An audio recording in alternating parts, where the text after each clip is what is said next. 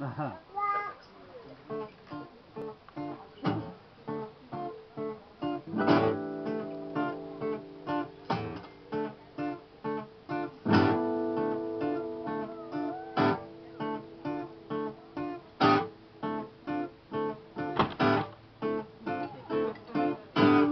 Žije šťastných a nebo žije už hvězd. Nevření řeči stává pevnost anděla. Řeči člověk nikdy neubrzdí. Docela. Docela.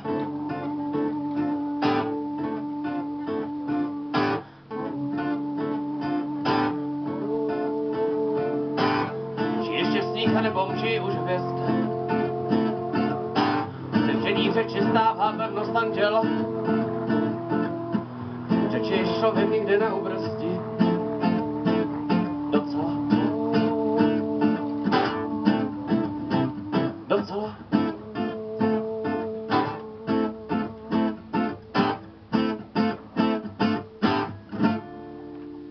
Co se děje, neděje, nejspíše falešná naděje hypertextu.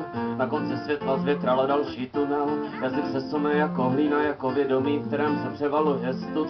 Protože vždycky jsme to my, kdo může svět vést jinak.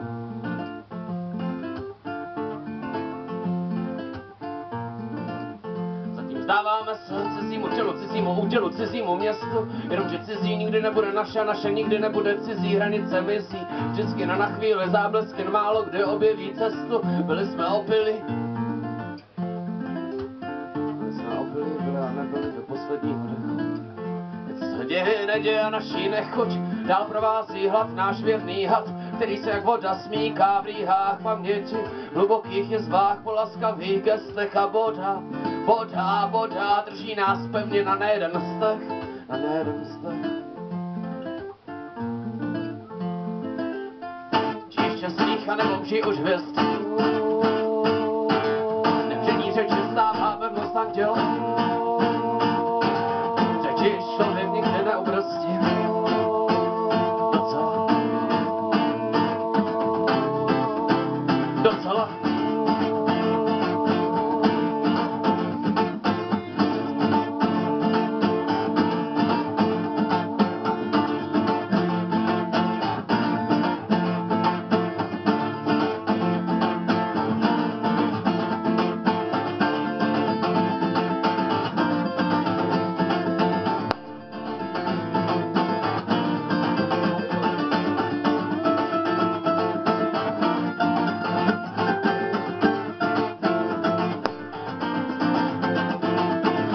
Oheň se teprv rozžírá a už je větrem škrece. Dívám se na to očima, dívám se na to očima, dívám se na to očima, ale zas vidím jenom srdce.